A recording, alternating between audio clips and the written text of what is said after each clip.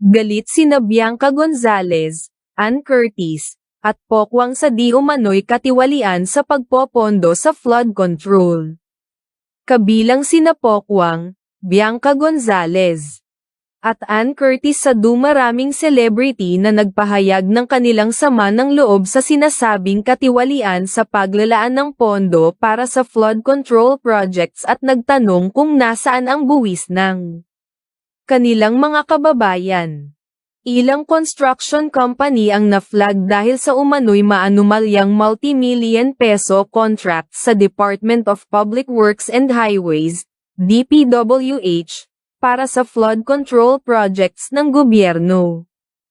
Ito ay humantong sa maraming personalidad na nananawagan para sa pananagutan dahil ang metro ay naapektuhan ng matinding pagbaha noong nagdaang mga bagyo.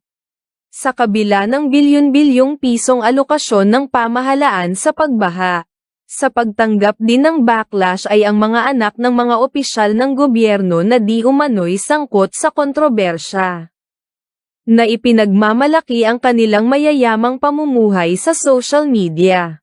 Sinipi ni Curtis ang isang pahayag mula sa broadcast journalist na si Jessica Soho sa kanyang ex, dating Twitter, na pahina noong Huwebes ika-28